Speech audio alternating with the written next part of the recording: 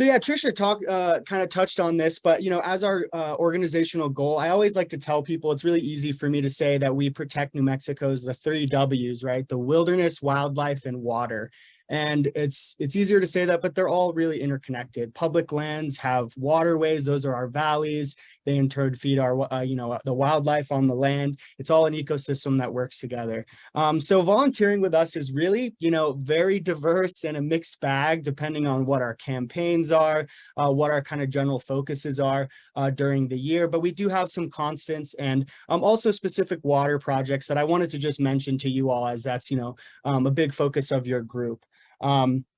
So here, this is from this year, and I'm going to talk about this a little bit in the at the end, because it's our new program that I'm really, really excited about. It's called the Wilderness Defenders, based off the Edward Abbey quote, "Wilderness needs defenders." I'm definitely butchering that quote, but that's where we kind of got it, and it actually is. Well, I'll talk about it later in the presentation, but really cool. These are some of our volunteers from this year out in Cabazon.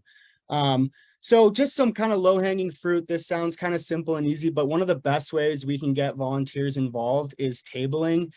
We are, in fact, a membership organization, and we rely on our membership to keep us afloat. We have, as Trisha mentioned, I think over 5,000 members across the state. So we do these membership drives, and also just it's an opportunity to tell people what we're up to in the community, what maybe comments we are collecting on different agency proposals, whether it's the Chaco withdrawal that just happened recently to stop oil and gas around Chaco, or Gila Wild and Scenic, obviously a big water issue that we're focusing on right now. And also a chance to buy some of our really cool swag and whatnot. So we really need volunteers to do this. We're a nonprofit. We're all stretched in so many directions. We may have titles, but we all work together to do lots of different things. So here are 2 volunteers outside of REI. We had some tabling pretty much frequently year round at REI. Also Festival of the Cranes at Bosque del Apache. We also are at the Banff Film Festival showings, which are at the Chemo. We've been doing the art market in Albuquerque, down on Rio Grande. So just a really important tool for us, and we always need volunteers for that. And at the end, I'm going to tell you guys how you can actually sign up and start getting involved. This was actually at the Chaco rally we had this spring. As I kind of mentioned before, one of our big focuses was doing an administrative withdrawal around the lands of Chaco. Surprisingly, up to the walls, those lands are available for leases, which obviously would have major impacts on waterways in an already dry and arid place. So we not only did we have volunteers come to this rally at the BLM meeting to speak in support of this withdrawal, but we also asked a lot of volunteers to collect comments, to actually hit the ground and talk to their community, talk to the people they know, and tell people, hey, you should comment in support of this withdrawal to protect Chaco. So we're always putting out calls for different things like that. This is sorry for the sort of blurry photo, but this is a recent field trip we did into the Thompson Peak expansion area of the Pecos. Another really important issue, again, relating to water, even though we're looking at wilderness designation and all sorts of things, but the Torero mine that is, we're calling it the Stop Torero Mine Movement. It's a Comexico and Conoco before mined this area in the Pecos Canyon in the valley. And finally it ended, but it's still been an environmental disaster pretty much ever since, polluting the waterways, including the Pecos River. And so we're looking at trying to protect that area, as well as the waterways and the canyons that go into the Pecos River there. So we took a group of volunteers. This was just kind of an educational field trip, show people how wild this area was. I heard this hike did get into some bushwhacking, which kind of goes to show, how wild and how much this area really needs to be protected. So we do a lot of other field trips like that. We're working on a big campaign to designate Caja del Rio as one contiguous protected land area. And we're doing hikes out there, some sensitive petroglyph sites. So those opportunities will come up, and always a lot of fun to go out with our staff. Now also just some basic trail work. This is me, our wilderness ranger Walker on the right, and Doug Campbell, one of our volunteers.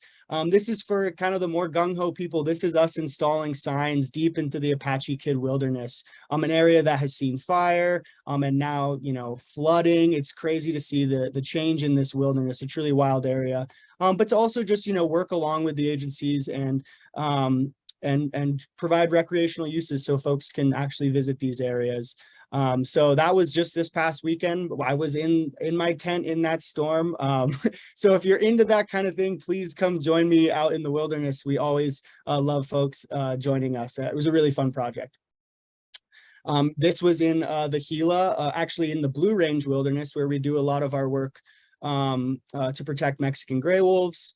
And these are some of my favorite volunteers here. This was our crew for the day. And we were clearing trail along one of the trails in the Blue Range Wilderness area out of Pueblo Park. So we always try to do some of those opportunities as well. So you can see, either tabling out in the city or getting really lost in the wilderness with us. Now, I really wanted to talk about our Wilderness Defenders program. Now, this just started this year, and I just see the great potential of this, not only to engage our community, our members, but just connecting all of the people who interact with these lands and creating a bigger community and understanding of us looking after and stewarding the lands. So the idea really came from, we used to have a program with the Forest Service. We're hoping it comes back to deploy wilderness ranger, backcountry rangers, something that maybe a lot of you folks grew up knowing about, but that profession has long kind of started to dwindle away, sadly. And as funding kind of goes away from wilderness with the Forest Service and the bigger agencies. So we wanted to kind of make up for that by using our volunteers who love to get out in the field and actually collect information and conditions on the ground of these areas. Even the agencies themselves, they maybe have one staff member who can get out there once a year. So really keeping an eye on this stuff is kind of the point of the Defenders program. And this is just a little map that we created from just this year. We just started in May. We have about 80 volunteers signed up, which I'm so excited for, and about 25 really actively engaged volunteers, over 600 volunteer hours. It's a self-driven program. Folks train themselves to collect data on a GIS device on their phone. We teach you how to do all that, and you go and you collect points and data points. So this is kind of a little map showing some of that stuff.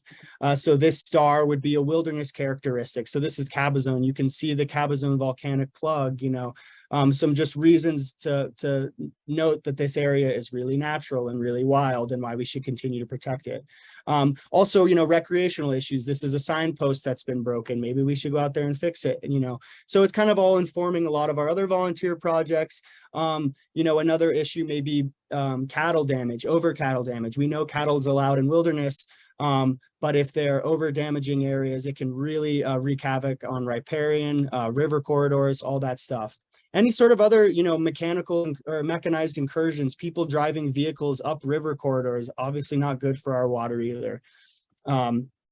So this is a really awesome program. So I hope you guys will take a look at this. You can sign up. You can get all the email blasts that I send out every week. You don't have, you can take it at your own pace, whatever you want to do. It's just really fun, and it's a great way to also see a lot of our wildlands.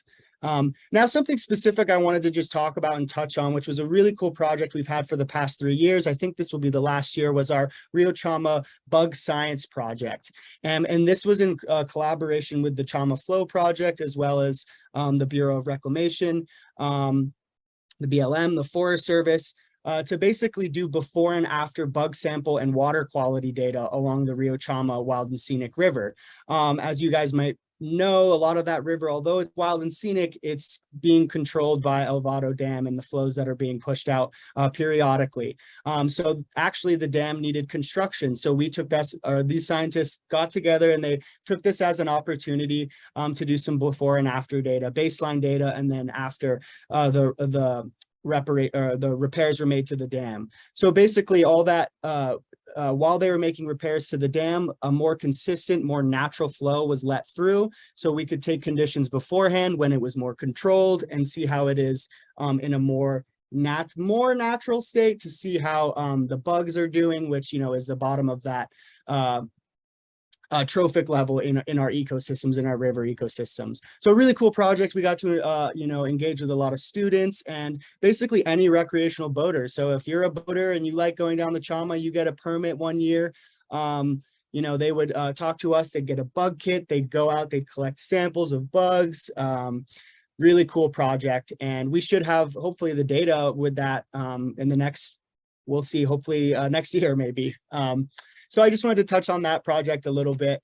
And then I'm giving you guys a super sneak peek. I hope my boss doesn't get mad at me for this, but we are in the works of putting together a wild and scenic river guide, which is really cool. We had a wild guide.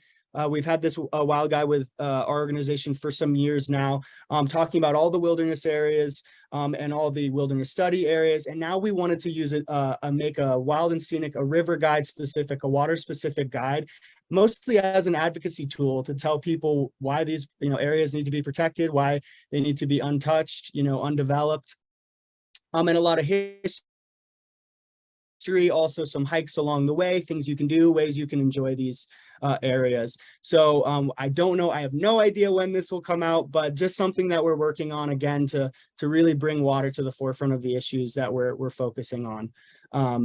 Yeah, and then I'm just going to kind of show you a couple more things and then end. I think we both had maybe a little bit longer, but I think it was a good presentation. So I'm just going to finish up here by saying it's really easy to volunteer with us. I'm the coordinator. You can either reach out to me directly. I will probably send you this link anyways. It helps me organize everyone together. And it's just nmwild.org/volunteer. You'll see right at the top of the page our Wilderness Defender program. You can sign up for that individually, or you can go to our volunteer application here, and then you can put in what your preferences are. If you like tabling, if you like comments, we'll break you up into those groups and send you opportunities as they come. It's really kind of how it goes. Tabling is more consistent of a thing we have, but different projects come up and they fill up quickly. So definitely stay tuned to a lot of that. Now, really quickly, I just wanted to give you another just a show of what our Wilderness Defender program has done so far in the 5 months that we've been out. Can you guys see this map all right? So this is kind of, you're like, what is going on here? I'm not really sure. This is our ArcGIS profile. You can't quite see here, but you can kind of make out maybe this is New Mexico, right? And what we have here, all of these various points and various types of data, these are all data points of volunteers have collected out in the field. So I talked a lot about Cabazon. If I were to zoom into this Cabazon area, not only the wilderness study area, but a lot of the surrounding areas, we're collecting data points on this wilderness study area that's not yet designated, but we're hoping that some of this information will update the narratives, our understanding, some of the issues, if there's any, roads of places people are traveling where they shouldn't be, damage to riparian areas, all that stuff. You can report on those conditions. You might be able to see on the left here, this is some of the data that we're actually collecting. So we have folks down in the Quebradas, wilderness study area, the Jornada del Muerto. These are probably some areas you guys have never even heard of because they're not protected yet. And we need this information to help us get there. This is the Florida Mountains down here. This is the Oregon Mountains Desert Peaks Complex. We have the Gila Lower Box. This is a region in the Boot Heel. So these are all where our volunteers are getting out, and I'm really, really excited. It's obviously a beautiful time of year to get out. Also, we have some information on, our Pecos mine the Pecos wilderness expansion, and the Valles Caldera. They're actually going through a wilderness process right now. So we're trying to use volunteers to get as much information on the ground as possible. So a really cool program. If you're interested, please sign up and we'll be in touch. And just to show you really quickly how easy it is, this is our website, nmwild.org/volunteer. Again, here's the Wilderness Defenders program, and here's the sign up for our volunteer portal. And I think that's it. So thank you so much for letting us talk about our work.